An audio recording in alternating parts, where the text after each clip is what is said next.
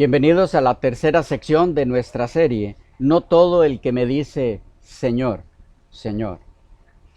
Estamos tratando, aunque en forma breve, de dar con la respuesta a quiénes son este grupo de personas a quienes Cristo les dice, no sé, ¿de dónde sois? ¿Quiénes sois vosotros? No os conozco. De diferentes formas se los dice. ¿Por qué no los conoce Dios? ¿Qué es lo que quiere decir el Señor con esto? Es que en la Biblia Dios conoce solo a los que le aman. Esos son los conocidos por Dios, los que le aman. No está hablando aquí de que Dios desconozca de su existencia. El conocer en la Biblia es un término que está enmarcado en relación íntima. Por ejemplo, conoció a Adán a su mujer y dio a luz un hijo. Relación íntima, sexual, en ese caso. No conocerás la desnudez de tu padre, de tu madre, de tu hermana, etc. Es no mirarle desnudo. ¿Okay? Relación íntima en cuanto a mirar.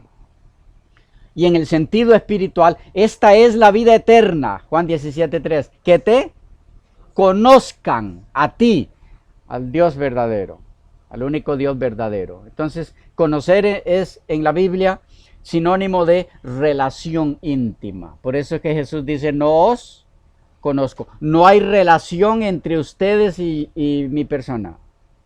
No existe, nunca la hubo.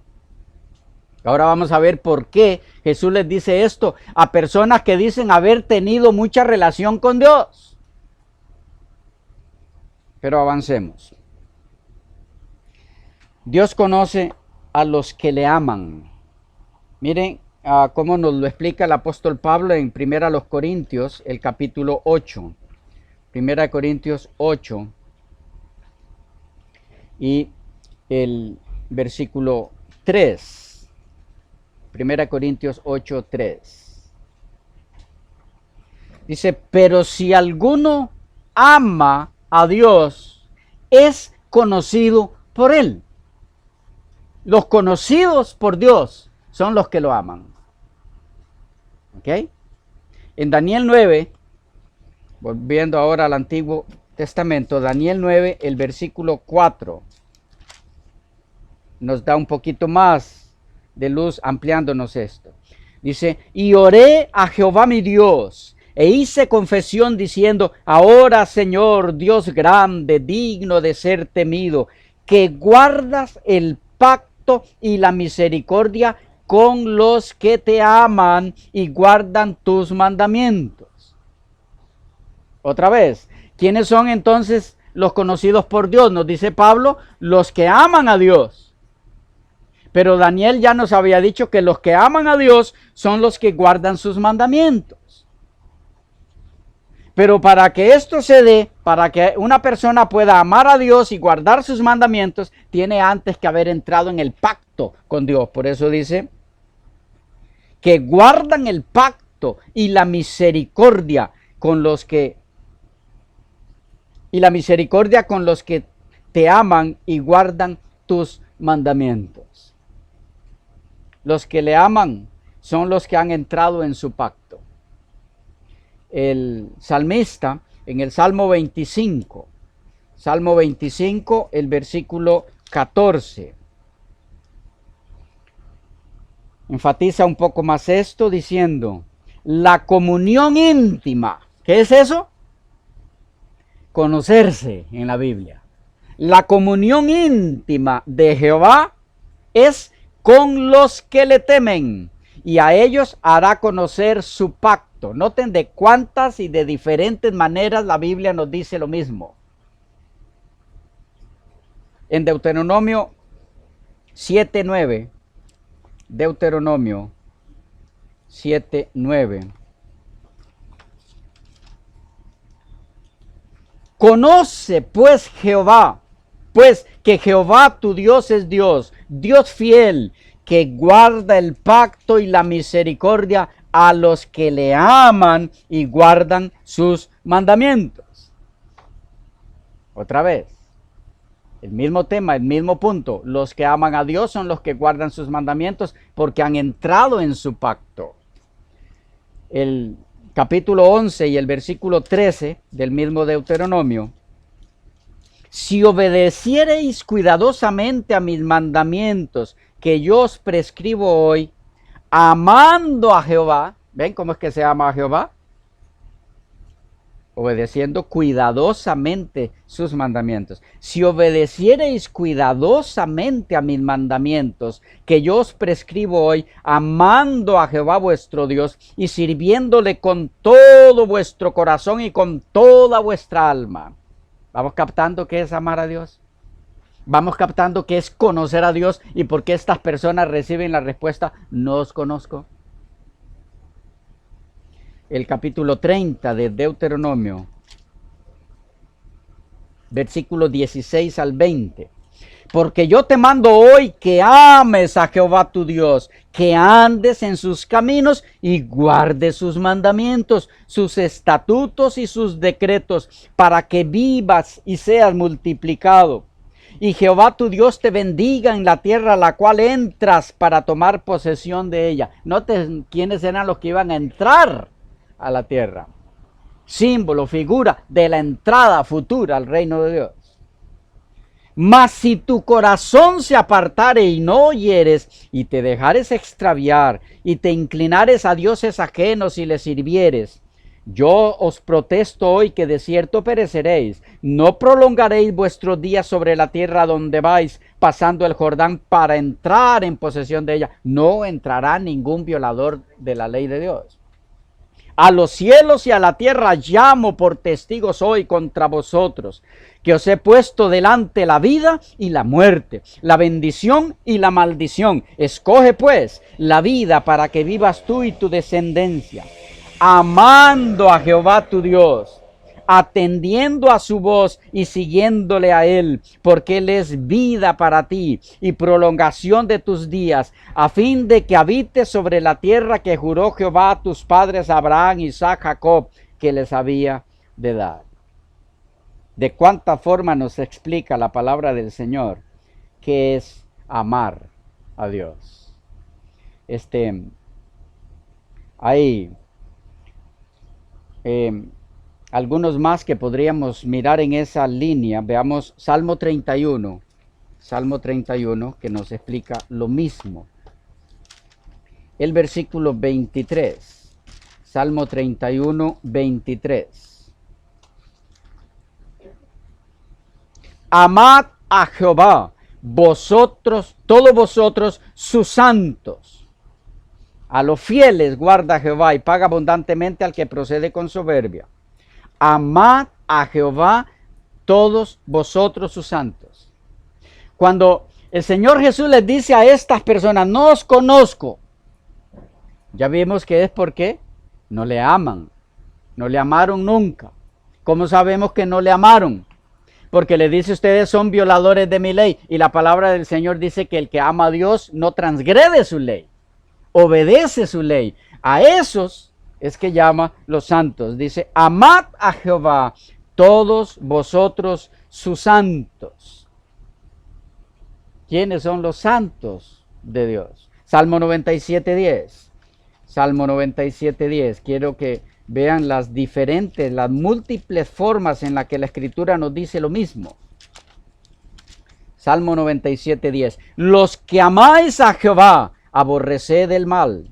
Él guarda las almas de sus santos, de mano de los impíos los libra. ¿Quiénes son sus santos? Los que lo aman. ¿Quiénes son los que lo aman? Los que guardan sus mandamientos. Por eso, el mismo que inspiró a David a decir esto a través del Espíritu Santo, lo dijo en forma directa y personal en Juan 14:15. Si me amáis, guardad mis mandamientos. No importa, usted puede irse al Antiguo, puede irse al Nuevo, puede irse al Pentateuco, puede irse a los libros sapienciales, poéticos, proféticos, profetas menores, profetas mayores, donde usted quiera irse. Puede irse a todo el Nuevo Testamento. Amar a Dios es obedecer su ley. No obedecer su ley es no amar a Dios, y no amar a Dios es no conocer a Dios. Y equivale a ubicarse en el grupo de los que recibirán las palabras no os conozco. No sé quiénes sois. Pero el relato continúa. Volvemos a Lucas. Lucas 13, versículo 26. Entonces comenzaréis a decir, delante de ti hemos comido y bebido y en nuestras plazas enseñaste. Pero os dirá, os digo que no sé el padre de familia, os digo que no sé de dónde sois, apartaos de mí todos vosotros, hacedores de maldad. Aquí está la palabra otra vez, anomían, hacedores de maldad. Es interesante que el argumento que dan los que recibirán estas palabras, veamos cómo, en qué consiste, para que podamos captar juntos el peligro en el que podemos caer sin darnos cuenta y que nos lleve a la postre a recibir las palabras, no sé de dónde sois, no os conozco. ¿Cuál es el argumento que dan? Ellos aparentemente se extrañan de esas palabras. Nunca hubieran esperado esas palabras, porque ¿qué le dicen? Señor, ¿cómo nos vas a decir eso? Somos tuyos. Tenemos todas las evidencias de que somos tuyos. ¿Cuáles son las evidencias? Entre las que dan, dice, delante de ti hemos comido y bebido, y en nuestras plazas enseñaste. ¿Qué es ese argumento? ¿Logran captarlo así por encima? Hemos comido y bebido. ¿Qué está queriendo decirnos el Señor con esto? En 1 Corintios 10, versículos 1 al 5, dice, porque no quiero, hermanos, que ignoréis que nuestros padres, un pueblo judío, todos estuvieron bajo la nube y todos pasaron el mar. 1 Corintios 10, estoy en el 2. Y todos en Moisés fueron bautizados en la nube y en el mar. Y todos, ¿qué hicieron? Comieron el mismo alimento espiritual. Y todos bebieron la misma bebida espiritual, porque bebían de la roca espiritual que los seguía, y la roca era Cristo. Pero de los más de ellos no se agradó Dios. Aquí tenemos lo mismo. Por lo cual quedaron postrados en el desierto. ¿Qué tenemos? Que cuando el pueblo de Israel sale de Egipto, hay quienes comieron y bebieron ¿de qué? De la roca, que era Cristo. Pero la mayoría, dice, quedó postrada en el desierto, porque no comieron y bebieron de la roca. La mayoría se perdió, fueron desechados. Si vamos al pueblo actual, Dios lo invita igual a comer y beber. Apocalipsis 3:20. ¿Recuerdan que les pedí que mantuvieran eso en sus mentes? ¿Para qué los invita a que le abran la puerta? Para entrar y cenar. De lo que está hablando es lo mismo. Para que coman y beban mi carne y mi sangre. De lo que está hablando es del comer su palabra. Hacerla nuestra. La palabra escrita, que es la Biblia, para que entonces la palabra encarnada, que es Cristo, pueda hacerse una realidad en nosotros. No hay forma de que Cristo viva en un cristiano que no come y bebe la palabra de Dios. Por eso es que Jesús lo dijo en forma muy clara en el Evangelio de Juan 6. Juan 6, versículos 53 al 58, que fue lo que le causó, una de las cosas que más ira le causó a los judíos de la época. y procuraron matarlo. Juan 6, 53 al 58. Dice, Jesús les dijo, de cierto os digo, si no coméis la carne del Hijo del Hombre y bebéis su sangre, no tenéis vida en vosotros. El que come mi carne y bebe mi sangre tiene vida eterna, y yo le resucitaré en el día postrero, porque mi carne es verdadera comida y mi sangre es verdadera bebida. El que come mi carne y bebe mi sangre en mí permanece y yo en él. Como me envió el Padre viviente y yo vivo por el Padre, asimismo el que me come, él también vivirá por mí. Este es el pan que descendió del cielo, no como vuestros padres comieron el maná y murieron. El que come de este pan vivirá eternamente. Si ustedes leen los versículos del 60 en adelante, van a encontrar que ellos torcieron todas estas palabras de Jesús. Y algunos hasta pensaron que estaba hablando de alguna especie de canibalismo. No entendieron nada de lo que él quería explicarles. Estaba hablando de esa relación personal con él. Eso es comer y beber su carne y su sangre a través de su palabra. El Cristo encarnado llega a ser una realidad en nuestras vidas. La palabra encarnada a través de la palabra escrita, comida y bebida, entrando por nuestras mentes a nuestra vida. ¿Qué es lo que quiere decir todo esto? Que en esas personas a quienes Jesús les dice, no os conozco, esto no se dio. ¿Pero cómo? ¿Cómo? Si ustedes miran la respuesta de ellos en Mateo 7, donde está el mismo relato paralelo, Mateo 7, 21. No todo el que me dice Señor, Señor entrará en el reino de los cielos, sino el que hace la voluntad de mi Padre que está en los cielos. Y entonces vean la respuesta. Muchos me dirán en aquel día, Señor, Señor, ¿no profetizamos en tu nombre y en tu nombre echamos fuera demonios y en tu nombre hicimos muchos milagros? ¿Cuál es el argumento que ellos dan? Aquí están las evidencias de que Dios está con nosotros. Todo tipo de señales y milagros. Toda evidencia sobrenatural. Y Jesús les dice, nunca os conocí. Esas no son mis señales. Mis señales son la vida de obediencia a mi palabra. Lo que distingue a mi pueblo es obediencia a mi ley. Ya lo había dicho a través de Ezequiel. La observancia del sábado es lo que los distinguirá como su pueblo. Por supuesto, en representación de toda la ley de Dios. Para que sepáis que yo soy Jehová, vuestro Dios. Ezequiel 20.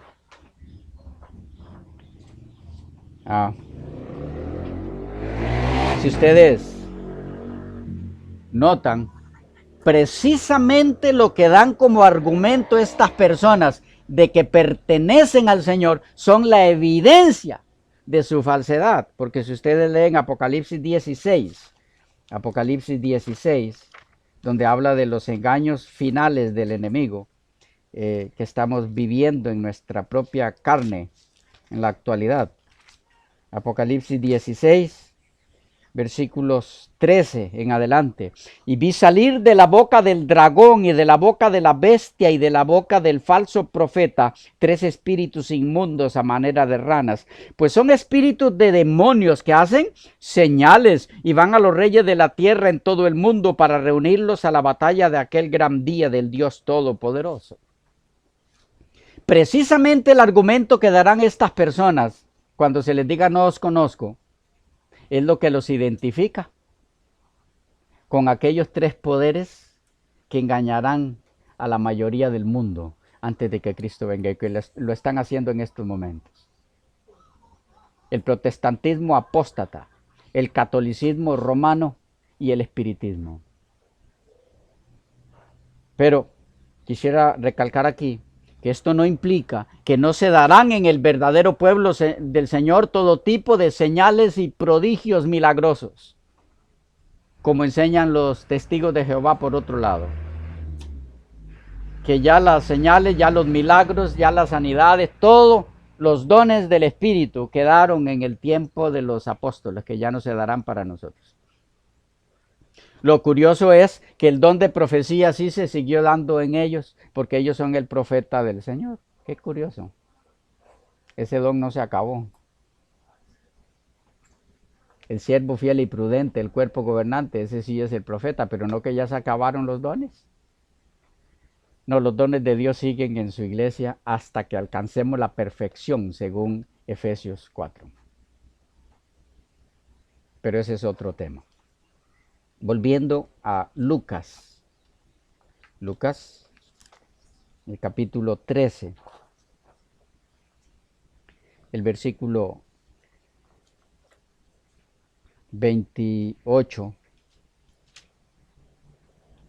Bueno, leemos el 27, dice, pero os dirá, os digo que no sé de dónde sois, apartaos de mí todos vosotros, hacedores de maldad. Allí será el llanto y el crujir de dientes cuando veáis a Abraham, a Isaac y a Jacob y a todos los profetas en el reino de Dios, y vosotros estéis excluidos. Porque vendrán del oriente y del occidente, del norte y del sur, y se sentarán a la mesa en el reino de Dios. Y aquí hay postreros que serán primeros y primeros que serán postreros. ¿Qué tenemos en esta última sección de este episodio tan impresionante, tan impactante, que tendrá lugar muy pronto en este mundo? Tenemos varias cosas. Antes quisiera saber si estamos claros a quiénes es que Jesús dice estas palabras. No os conozco. Es al transgresor de su ley. De paso, aquí hay un detalle interesante. No solamente en el mundo, en la teología evangélica, se ha caído desgraciadamente en la posición de que ya no hay que guardar la ley de Dios. Actualmente, desdichadamente, valga la redundancia, entre algunos de los teólogos de más renombre en la corporación adventista, la posición no es distinta a la posición evangélica, es exactamente la misma. Porque es lo mismo decir que la ley de Dios ya no rige para el cristiano que decir que sí rige, pero Dios no espera de usted que la obedezca completamente. ¿O hay alguna diferencia en esas dos posiciones? Analícelo y piénselo. Es lo mismo, exactamente lo mismo. Decir que ya no rige y decir que sí rige, pero que usted no la puede obedecer completamente, es exactamente lo mismo, porque ambas significan usted la puede violar y estando en esa condición lo meterán al reino. Jesús dice, no entrará ningún transgresor de mi ley al reino. Quedará fuera. Porque eso significaría volver a introducir el pecado en el cielo. Los transgresores de su ley. Es importante recalcar eso. Usted va a leer algunos libros de renombre actualmente, inclusive algunos editados con la supervisión del Instituto de Investigación Bíblica de la Conferencia General de los Adventistas del Séptimo Día, y la posición en relación a esos textos es esa. Nadie puede obedecer la ley de Dios completamente como Cristo la guardó, solo Él pudo. Y esa es exactamente la misma posición evangélica. Es tanto apostasía de la fe, igual como la del protestantismo apóstata, es lo mismo.